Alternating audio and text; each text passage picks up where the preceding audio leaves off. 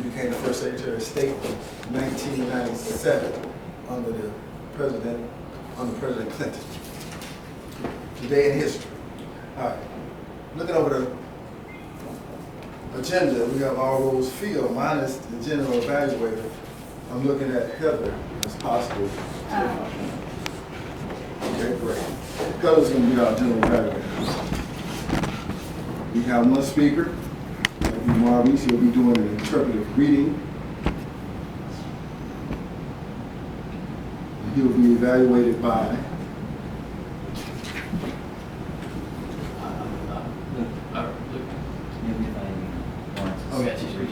yeah, you can evaluate my speech even though I don't have a program for it.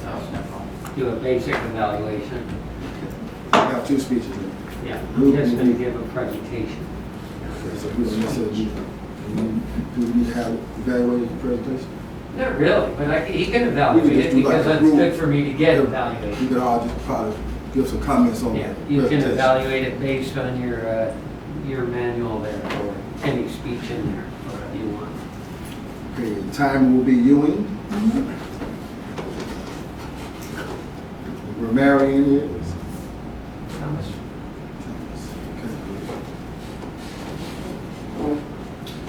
And if time permits, we'll have an educational overview by Thomas as well. The speech this afternoon will be from the interpretive reading manual. It's titled Read a Story, and it's by Maurice, who will be interpreting Read a Story.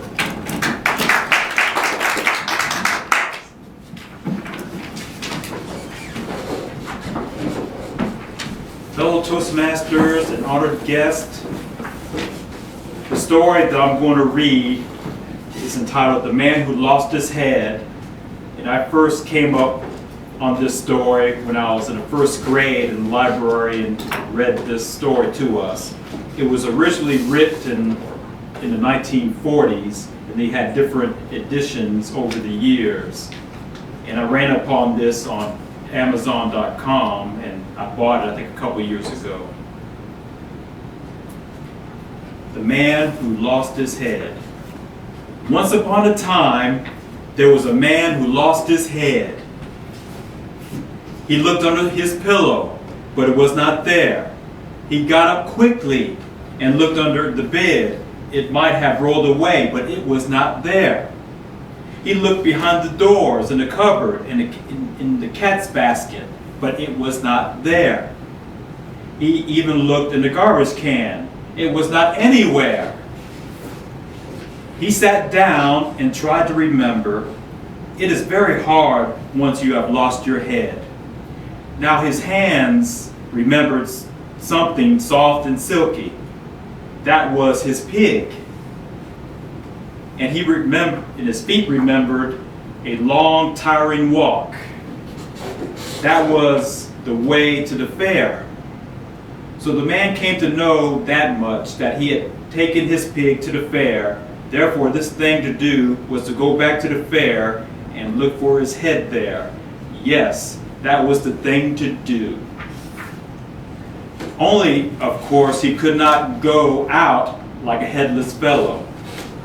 So he went into his vegetable garden. He picked a pumpkin. He cut holes in it and made a face. Then he put it on and his hat on top of it.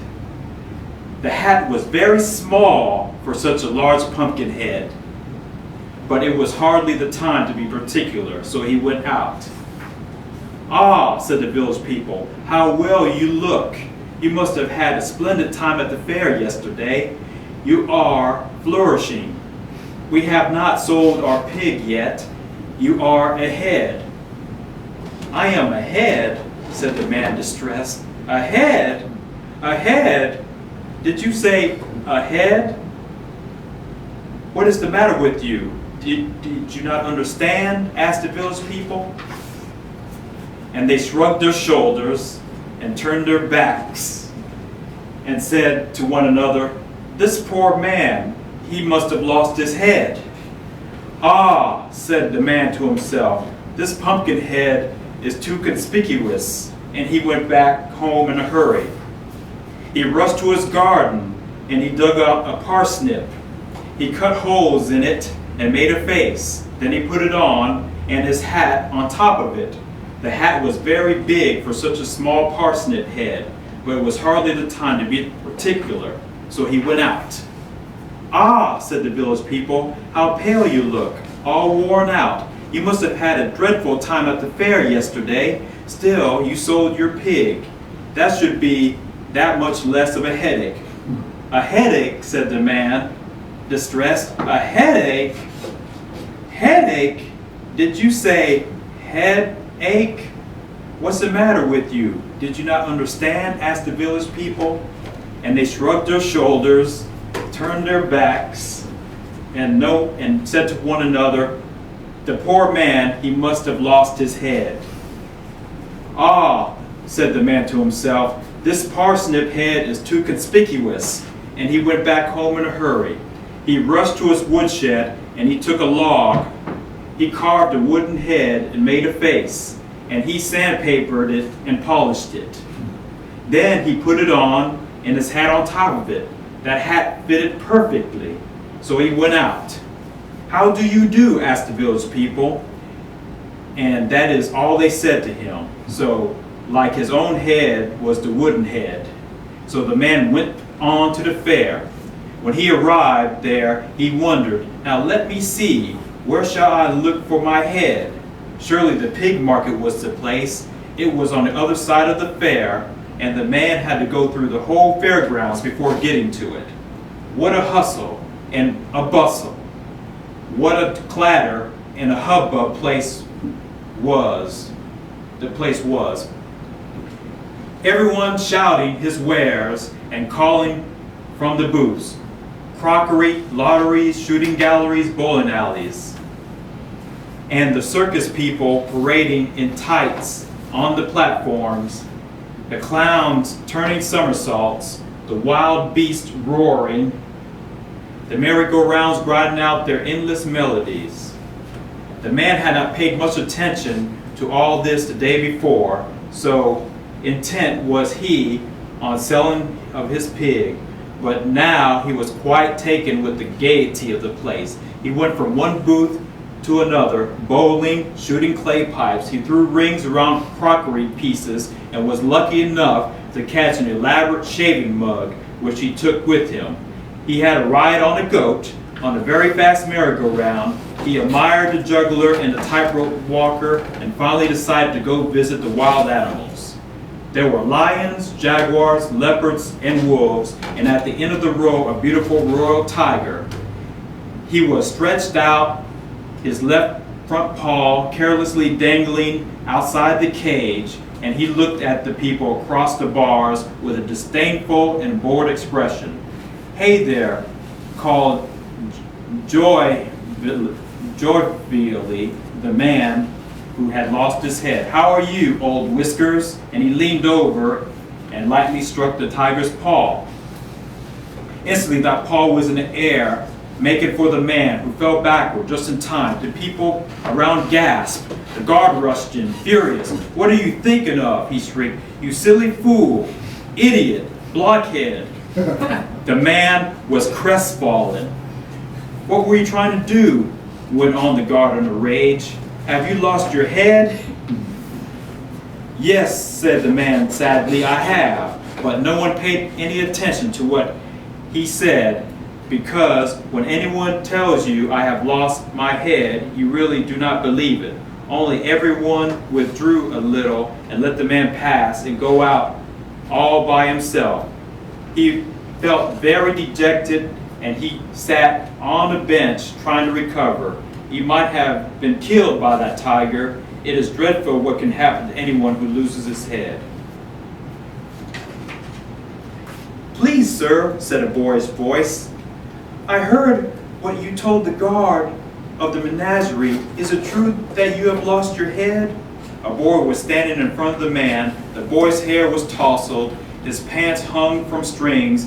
His bare feet showed through the holes of his shoes, but he looked like a kind-hearted and very bright boy. "Yes," answered the man, "it is true. I wish someone could help me to find it. It is so very inconvenient, but no one believes me." I do, said the boy earnestly, and I think I can help you. Really, said the man, overjoyed. You are the first understanding person I have met. But what makes you think you can help me? Oh, said the boy, I can because I am headstrong. Everybody tells me so. Now, sir, of course, said he, climbing on the bench next to the man, the first thing is to have a detailed description of the lost object. That is always the way to start. What kind of head did you have, sir? A good one, said the man. No use, snapped the boy. Everyone says the same thing. First of all, how big? Like a pumpkin? No, no, said the man hastily. Ordinary size. And what shape? Asked the boy critically. Longish, like a parsnip? No, no, said the man hastily. Rather round. Ordinary round? Counted the boy on his fingers. Color? Rather pink. Yes, pinkish. Ordinary, round, pinkish. Nose? A little bulbous. Ordinary, round, pinkish, bulbous nose. Eyes? Blue. What kind? Asked the boy in a businesslike way. Ultramarine, indigo, periwinkle, cobalt, sky blue? Sky blue.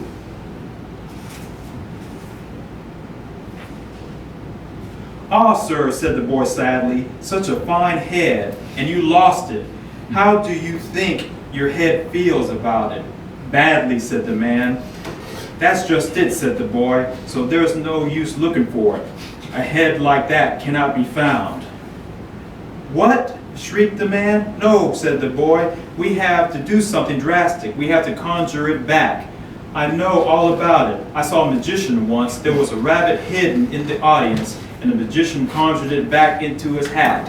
Only one has to say the right word and make the right gesture. Then it all happens. All right, said the man, I am willing. Sir, said the boy, getting up and looking earnestly at the man, I think I know what kind of word and what kind of gesture I should use in this case. Only you must understand it is all for your good, and I would never do it if you had not lost your head. As a matter of fact, it's going to be pretty hard on me too, he added reflectively. Whereupon he pulled pieces of rags out of his pocket and began rolling them around in his right hand, held them tight, making a big mitt for his right hand. Then he said, ready, sir? Why, yes, said the man. What on earth are you going to do? Pow, boom, bang! And the boy punched the wooden head as hard as he could.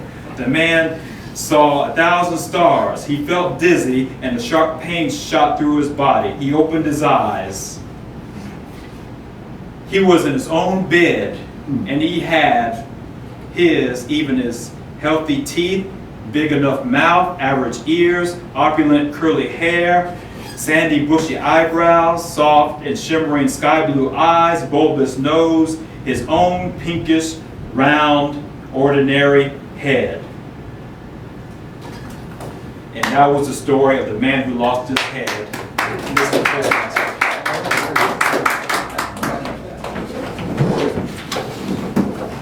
It's a great interpretation. All I can say, I really do understand. You could definitely be crestfallen if your head falls off. Okay, great. Throw it in the word of the day. We forgot to mention it. Crestfallen. Meaning dejected. Okay, at this time we'll have our second speaker. Lawrence, he'll be giving a presentation from the big Yahoo in Birmingham, right? Birmingham. Huntsville. Huntsville.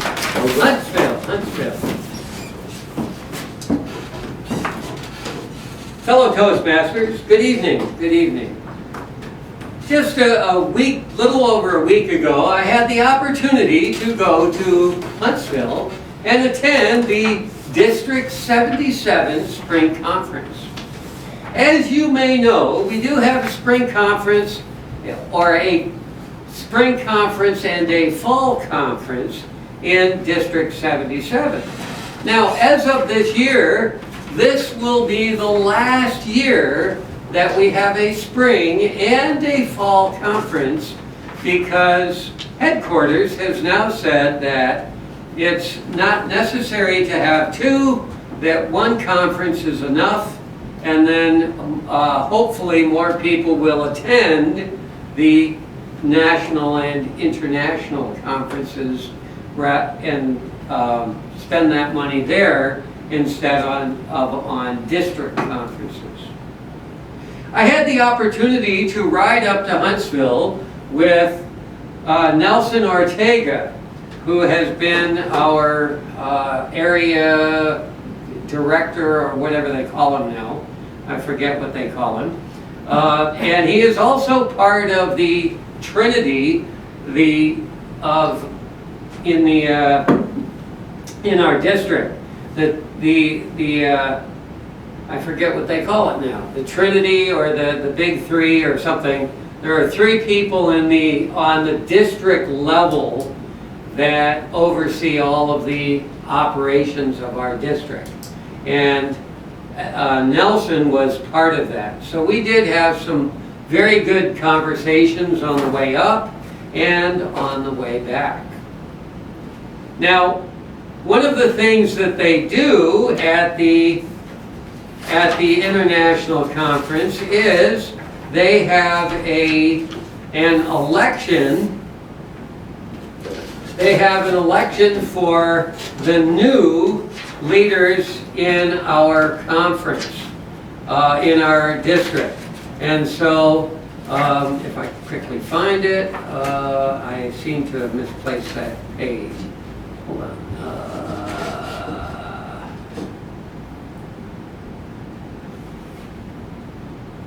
No, I'm sorry, I seem to have misplaced it. But one of the first things that they do is they go through the program, and they talk about who is going to be leaders in the next year. Oh, by the way, Nelson was also the group leader, or the what they call the club growth director in our region, in our area here. Now, they did have an election, and they elected the new leaders, which was really a no contest event, because there was only one person that wanted to be in each position. Now, they did have a very good speaker who came and did the keynote speech for that conference. His name is Dana Lamont, and he was a judge. He's a retired judge, and he's blind. One of the part of his inspirational speech, he was talking about he has 2 things that were obstacles in his life that other people saw as obstacles, and he did not let them tie him down. One was he was a black man who was brought up during segregation, and then towards the end of segregation, and went through that whole thing. And the second thing was that he was blind. In his I believe he said when he was like 7 or 8 years old, he had a head injury that caused him to lose sight completely, and then they were able to surgically bring sight back into one eye, but over the next number of years, that disappeared too. So he eventually became totally blind. Now, he became a world champion of public speaking in 1992 in Toastmasters, and became one of the early accredited speakers in 1993. He's authored many books. He graduated from law school. He graduated from Yale, and so on. His speech was called Special Eyes. And he was talking about the 3 eyes that we all need to be able to use. One eye is the eye of intuition. One eye is the eye of imagination. And the third eye is the eye of introspection. So the intuition is the eye that you use to see purpose. The imagination is the ability to see the possibilities. And introspection is the ability to see the possibilities that are in you. So all those things are possibilities that we should try to see with our three eyes. Thank you very much, Mr. Toastmaster.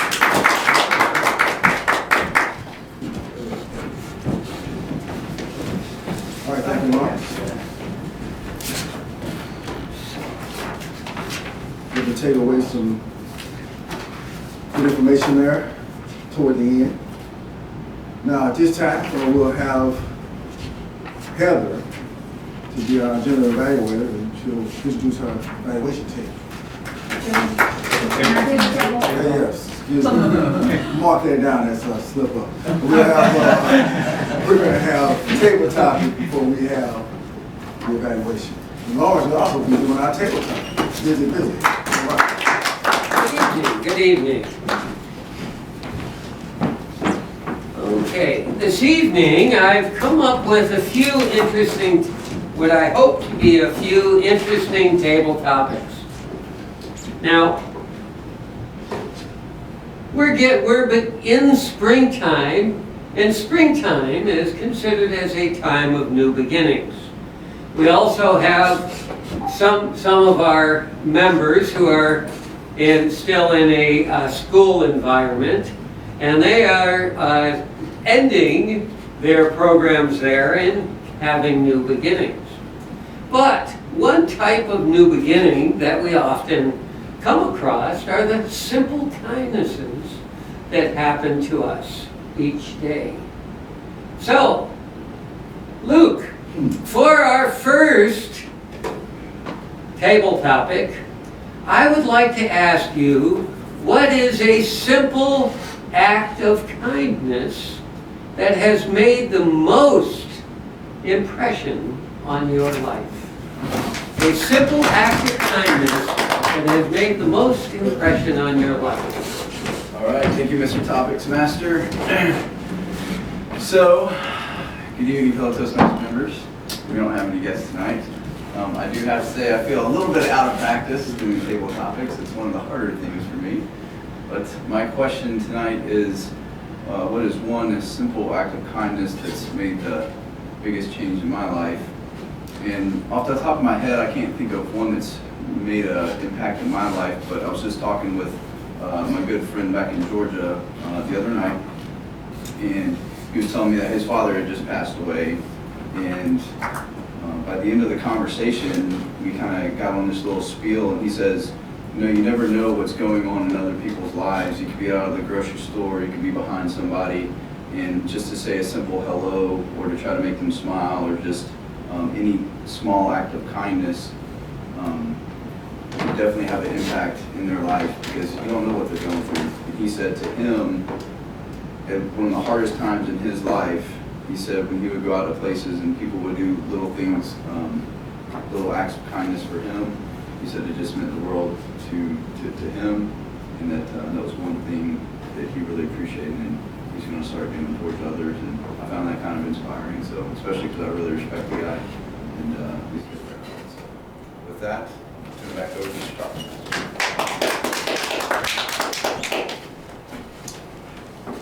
Well, there are many acts of kindness. Of course, simple things often can relate to a major act of kindness. Now, sometimes we, in our life, in our daily activities, we may get a little bit crestfallen.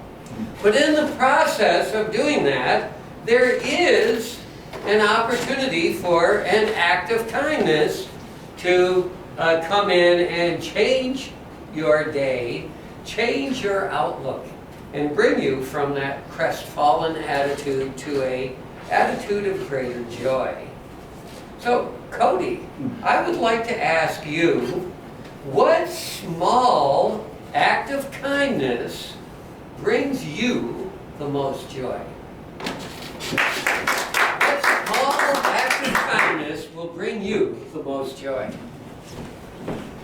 Thank you, Topic Master, for this interesting question. So, what act of kindness, a small act of kindness, can bring me the most joy? Well, recently, my mom was doing this fundraiser, not really a fundraiser, a charity organization promotion. It's called Compassion International, and it's where you pick out a kid in all parts of the world that's ill-privileged, and you, over the years, you donate money to that one child, and he grows up. So she taught me into it, and it was a pretty rewarding experience, an act of kindness that I showed towards him and his family, and I will continue to support him over the course of a year, till he gets to about, I think, 16 years old. He's 5 now. So that was a small act of kindness that I didn't realize at the time until I was presented with it, that I was able to partake and help someone else while bringing me joy as well in the process. Thank you. Small acts of kindness. What a wonderful thing. One of the things that goes on in life that's quite interesting is that there's always small acts of kindness. And many times, people do acts of kindness without even realizing that they are doing acts of kindness. So, Julius, I would like to ask you, if you could convince everyone in the world, what one thing would you try to convince people to do every day? What one thing would you try to convince everyone to do every day? This is Toastmasters, fellow Toastmasters. The one thing that I would convince people to do is something that we all need to do more of. Is just start being grateful for the things that we have in our lives. And if we can replace a lot of stuff with gratitude, then everything becomes a lot better. Because when you're grateful, you feel better, and you show your gratitude to other people, they feel better. So you can just start being more grateful toward yourself, the things that you do have in your life. You have your eyes, you have opportunity to learn, to grow a brain.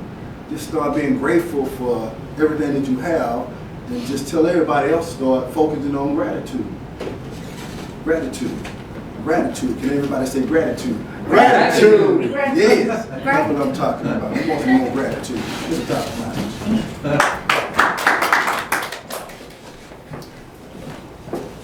I think, Union, what simple act of kindness do you think it would be easiest to convince everybody to do every day? What simple act of kindness do you think it would be easy to convince people to do every day?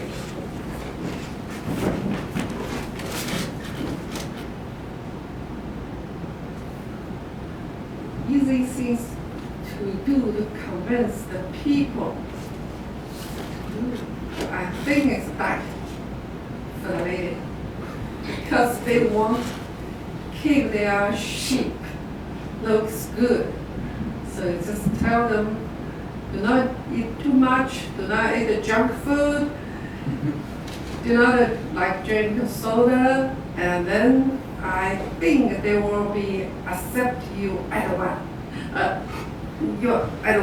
because they don't want to make their get win like me. So it's very easy. Okay. Thank you. Thank you. Do we want to do one more, or Mr. Toastmaster, do we want to do one more? One more is fine. One more is fine? Okay, one more is fine. All right, so, okay, Thomas. When you do an act of kindness, oftentimes there is a equal amount of joy that is received by the person who is giving the kindness as the person who is receiving the kindness.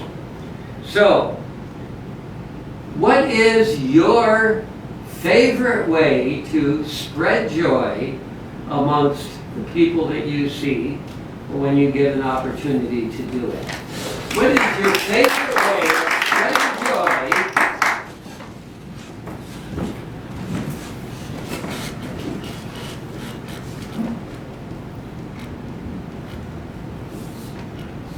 My favorite way of spreading joy to those around me actually fits very well with my last name. I very much enjoy making people laugh. And it sounds like that's a crazy thing, but many studies have shown that when you're laughing and just all the stuff that happens in your head, it not only just makes you feel better about your day, but it can actually help cure whatever is ailing you. And so that is the thing that I enjoy doing the most. And I think partly because you can truly see when you take someone from serious, down, very much a crestfallen state to that laughing frivolity even. The look on their face and just their whole countenance change just makes it's impossible to not be happy in that situation. And so that is the one thing that I enjoy doing the most that brings joy to other people. Thank you very much. So, as we like to spread joy around, I think that it is time for me to let someone else have the pleasure of standing behind the lectern. Mr. Toastmasters. Thank you, Lord. There was some good topic. There was about the opportunity to say something meaningful. Now, at this time, we will move to the evaluation portion of our meeting. Now, the evaluator will be Helen.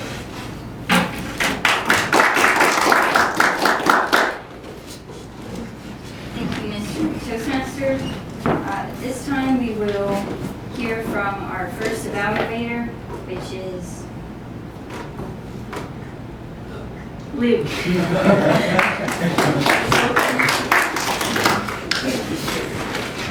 All right, good evening, fellow Toastmaster members. So I'm going to be evaluating Maurice's speech, and it is speech number 1 in the interpretive reading manual. The title of the speech was The Man Who Lost His Head, and I'm just going to go and read right down the points I'm supposed to hit on here. So the first one, was the theme understandable and the storyline clear? I put yes, it was clear that he lost his head, but it did get a little convoluted at times when he had no head, then he had a pig, then he had a pumpkin, a parsnip, a log, and he met a lion and a little boy. By the end, I was very crestfallen that this man was not going to find his head.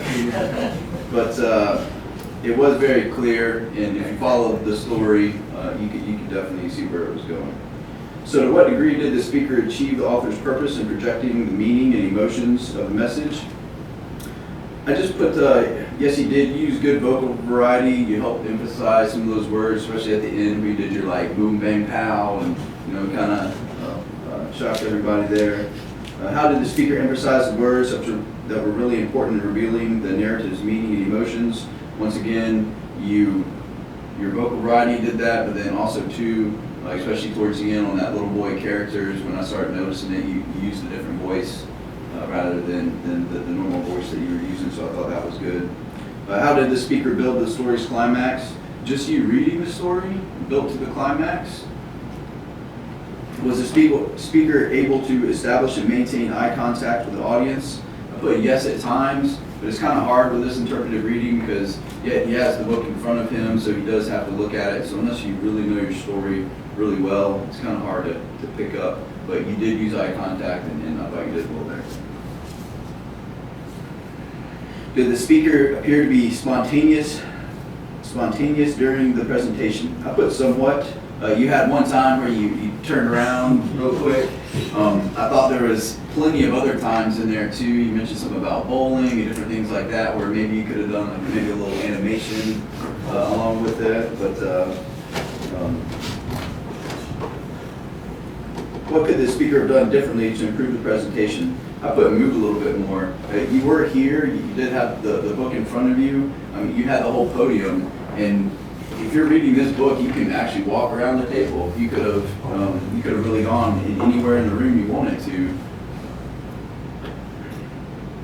I put eye contact, but we just kind of touched on that.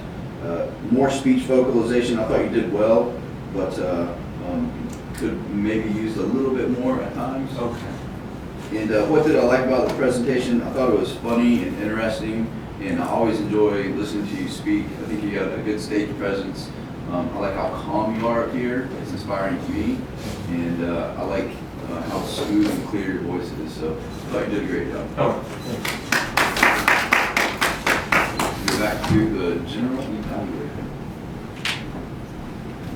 Thank you, Luke.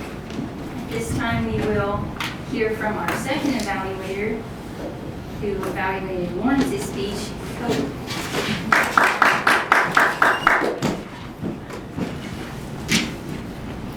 Good afternoon, everyone. So Lawrence had a nice recap of the district conference that he attended over the weekend. So, as usual, clear speech. He covered the main points. I got a kind of a good feel of what was covered in the district conference. They had some elections. They had a really good keynote speaker, and I liked how you went over the keynote. So I felt like I got a little piece of it and didn't have to attend. So that was nice. It made points. One thing, you lost some of your notes, but yeah, you're covered well. So that was the only thing that I saw that could have been improved, but it was kind of short notice. So what I liked about the speech, really good recap, like I said, good vocal variety, had detail, covered the basis of the presentation. And also you recovered well from the information you moved on and kept going. So good presentation. Thank you, Lawrence.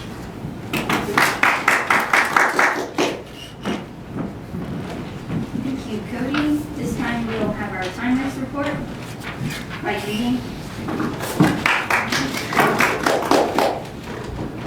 So the first speech is Maurice is 11 minutes 26 seconds. Second speaker Lawrence is 6 minutes 25 seconds. People topic. First one is Luke, is 1 minute 25 seconds. Second one is Cody, is 1 minute 15 seconds. Julie's is 54 seconds. Me is 41 seconds. Thomas. Sorry. TH, really confused. It's 1 minute. And evaluation, first one is Luke. 3 minutes 16 seconds. And Cody is 59 seconds. Okay, thank you, Reading. Now we'll have our group hearing report by Thomas. Okay, so Julius had 2 filler words. They weren't the same filler word each time. It was 2 different filler words. Maurice, in his reading, sometimes it seemed like he would lose his place after doing some crazy motion. And after those crazy motions, he would repeat a word, usually. Luke had 10 total fillers, where most of them were owns, and then one where he repeated. Yu Ying said like one time where it wasn't actually being used as the word like, it was just a filler word. Lawrence had 15, but on an impromptu 6-minute speech, I don't see that as a real bad number. But it was mostly repeating a word that you'd start a sentence and then start the sentence a second time. Cody had 7, most of which were in the table topics. For word of the day use, Julius, Maurice, Luke, myself, and all used the word of the day once, and Lawrence used the word of the day, which is crestfallen, 2 times when he was doing the table topics. And I did not find any point where somebody used grammar incorrectly outside of the filler words, which were very, very prevalent. Okay, great. This time I'll relinquish our lecture back to the Toastmaster. You can give us your overview. Yes, the meeting, it went very well. We had some good speeches, good table topics. A lot of people used the word of the day. It was a good meeting. At this time, I'll relinquish the lecture. Right, good work by the evaluation team. Seems like we have time for education overview. We'll be having an education overview by the topics.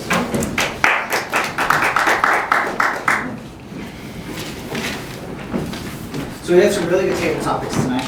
So tonight we're also just going to go over a couple of quick tips to make it so that every night of table topics is like tonight was. The first main tip, this is from March of this year's Toastmasters magazine, is to not just prepare what you think you'll need, prepare well over that amount, and prepare in various levels is the next tip. So you'll have some really easy ones, and those are going to be kind of reserved for our guests. And then you're going to have slightly harder ones. No table topic should be hard, but harder ones to answer, and those would be reserved for us Toastmasters, because I remember when I was a guest, that was the single most intimidating thing, was getting up here for the first time. And so with a nice easy topic, that makes it a lot easier to make that transition from guest into being a Toastmaster.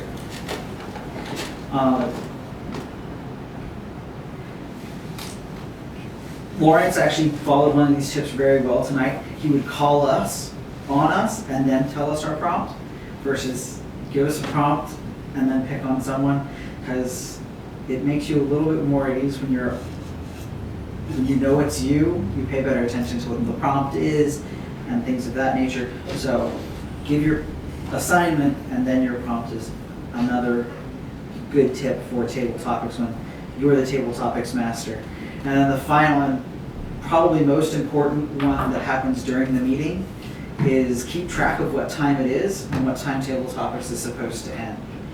Because that's going to tell you how many people you're going to be able to have come up as part of table topics. Because as part of the table topics masters, you're managing the time from when table topics begins to when it's supposed to end. So those are some just quick, easy tips that we can all keep in mind. So when we're a table topics master, it can go as great as it did tonight with Lawrence.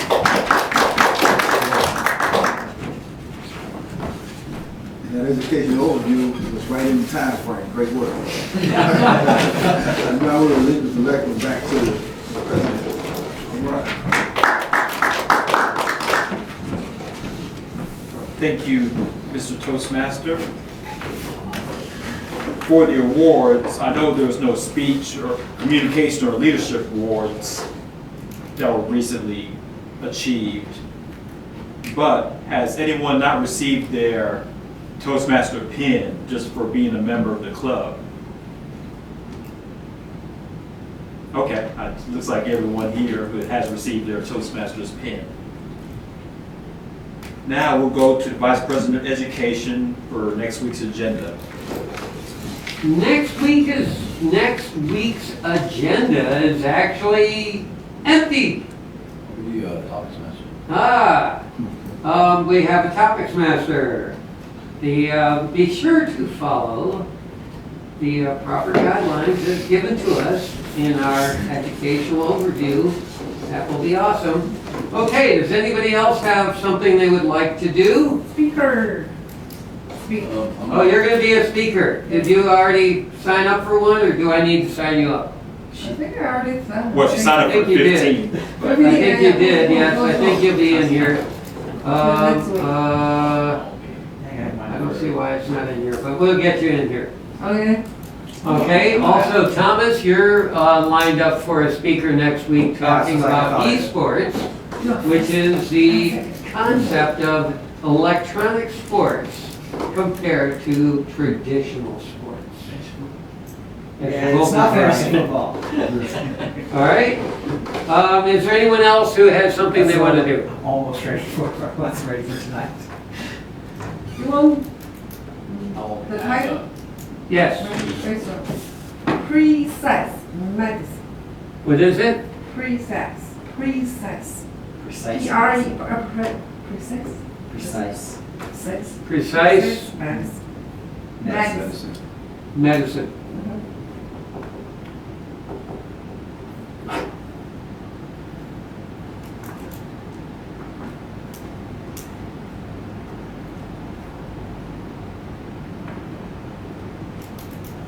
All right, and that's the next one on your list, which is, do you remember which number it is, or I can look it up, but, Second one. I think mine's number 6.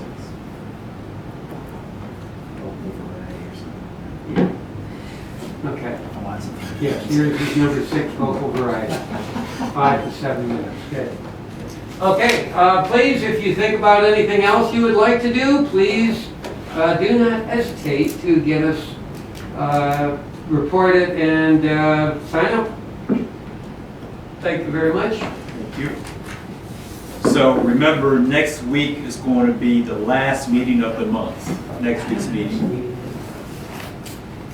Until the next meeting will be the first Monday in June, after next week's meeting. And I will inform everyone through email that we won't be here for Memorial Day. Okay, also, I would suggest to make sure that everyone understands that we need to quickly get those positions filled. Yes, and I'll put those down also on the email. If nothing else, it is 7:40 p.m. This meeting is adjourned. Very good. All right, You're really right about gratitude. Like, I was practicing it recently, and it really makes you a lot happier. Yeah, yeah. Got your email. Yeah, just- Try to get your Yeah, braces, that's like put walking your, around. Okay. Okay, thank you. the main question Be is happy. prior to- Man, they lost his head. That was good.